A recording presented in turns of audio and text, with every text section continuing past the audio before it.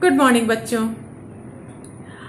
आप सभी अपने आप को प्रिपेयर कर रहे होंगे एग्ज़ाम के लिए, क्योंकि एग्ज़ामिनेशन की डेट मिल गई है, पोर्शन मिल गए हैं और लगभग आपके सारे सब्जेक्ट तैयार हैं। अब सिर्फ आपको रिवीजन करना है।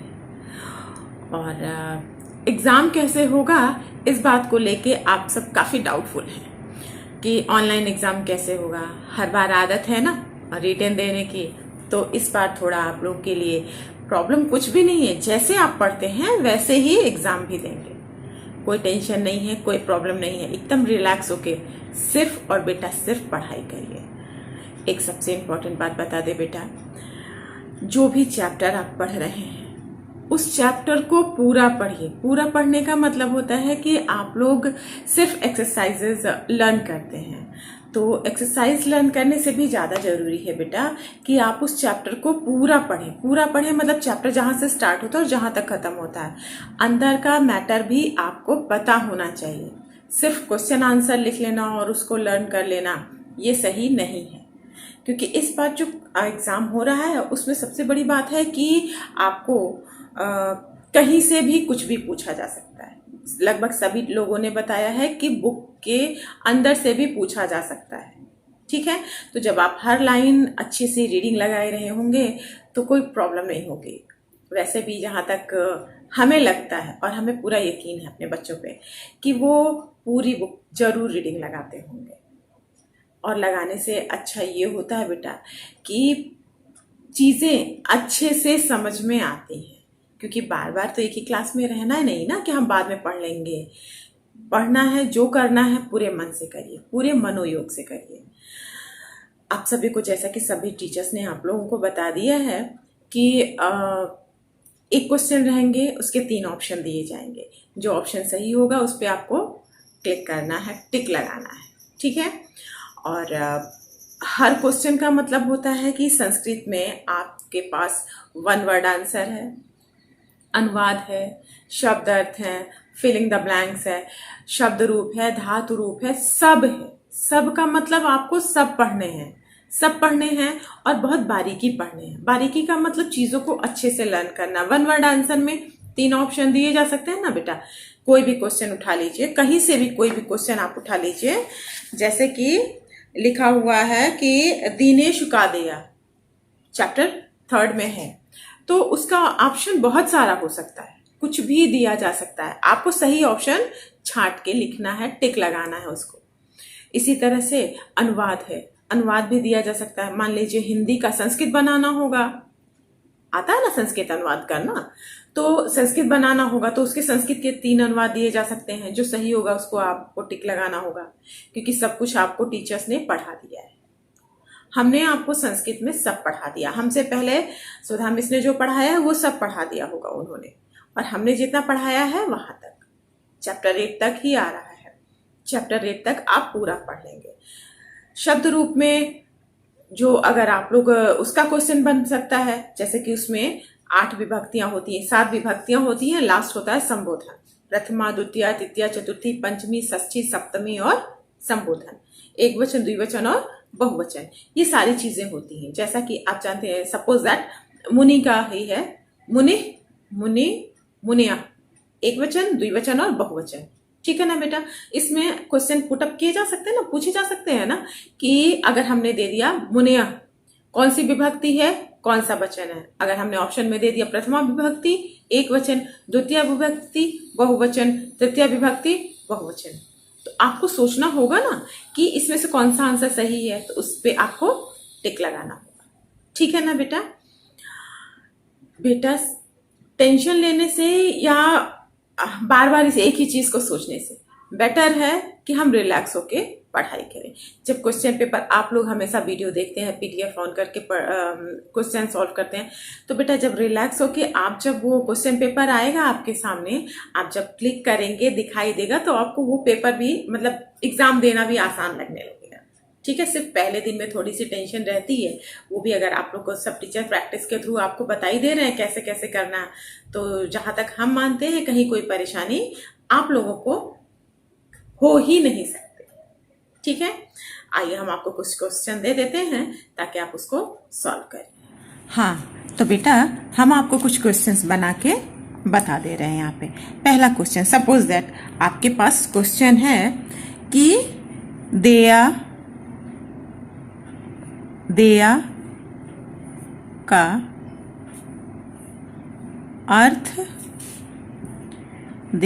अर्थ है, पहला लेना चाहिए,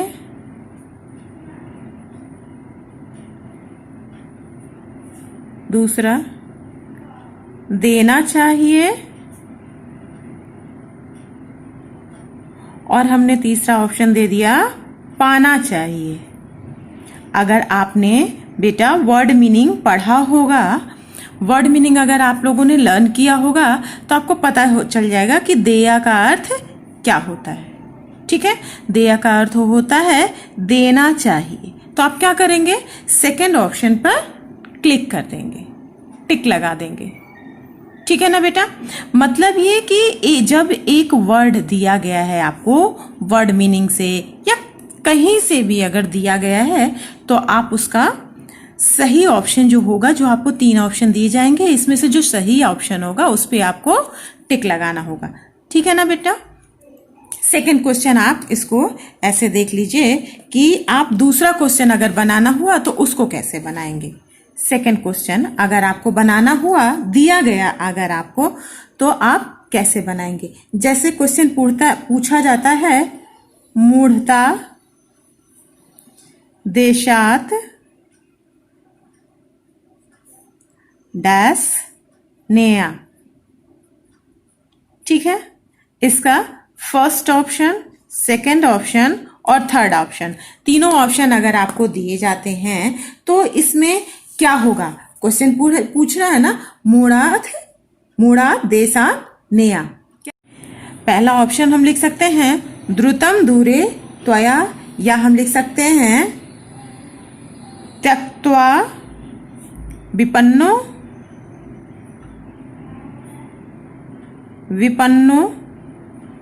या फिर तीसरा क्या हम लिख सकते हैं, गीता पुनर्गेया, गीता पुनर्गेया। ठीक है बेटा। अब आपको ये जो फिलिंग द ब्लैंक्स में कौन सा फिट होगा ये आपको टिक लगाना होगा। इस पे आप टिक लगा सकते हैं, जो भी सही होगा वो आप इस पे टिक लगा देंगे। ठीक है बेटा। थर्ड क्वेश्चन हम आपको ये भी एक बार हम आपको समझा के बता दे रहे हैं कि थर्ड क्वेश्चन का ऑप्शन आप कैसे देंगे। जैसे कि अगर आपसे पूछ लेता है कि आपको कैसे, जैसे लिखा है चैत्यशाम, चैत्यशाम वर्ड है, चैत्यशाम का क्या करना है, आपको संधि विच्छेद करना है। चैत्यशाम का कौन सा संधि विच्छेद सही है। अब बेटा आपके लिए प्रॉब्लम क्या है कि आप जब चैप्टर पढ़े होंगे, जब एक्सरसाइजेज लगाए होंगे आप, तब आपको पता चल जाएगा कि इसके साथ कौन सा सही होगा। हम इसका ऑप्शन आपको दे दे रहे हैं, च प्लस एतेशाम। ठीक है, दूसरा चा प्लस तेशाम, या चय प्लस शाम। अब अगर आपने ये पढ़ा होगा तो चैत्यशाम का जो संधि सही होगा, जो भी संधि विच्छेद इन तीनों में से सही होगा, उस पे आपको क्या करना है, टिक लगाना है। ठीक है ना बेटा, क्लियर हो गया। इसी तरह से आपके फोर्थ क्वेश्चन हम पूछ सकते हैं कि फोर्थ क्वेश्चन में कुछ भी पूछा जा सकता है कि क्या कौन सी विभक्ति है। जैसे हमने पूछा मुनयः, मुनयः, मुनयः कौन सी विभक्ति और वचन है। ठीक है, क्वेश्चन पूछ रहा है कि मुनिया कौन सी विभक्ति और वचन है। दूसरा, पहला, दूसरा, तीसरा आपसे ऑप्शन पूछा जा सकता है। पहला हमने मान लीजिए लिख दिया प्रथमा विभक्ति, प्रथमा विभक्ति एक वचन, ठीक है। दूसरा हमने लिख दिया द्वितीय विभक्ति बहुवचन, और हमने लिखा तीसरा ऑप्शन कि प्रथमा विभक्ति बहुवचन। बेटा जब आप लोगों ने पढ़ा होगा मुनि का तो तभी आपको पता चलेगा कि इसमें से सही कौन है। इनमें से जो सही होगा उस पे आपको टिक लगाना है, ठीक है ना बेटा। क्लियर हो गया। हम पूरा यकीन करते हैं आप लोगों पे, पूरा ही विश्वास है हमें आप लोगों पे कि आप लोग अच्छे से समझ गए होंगे चैप्टर्स को, ठीक है बेटा।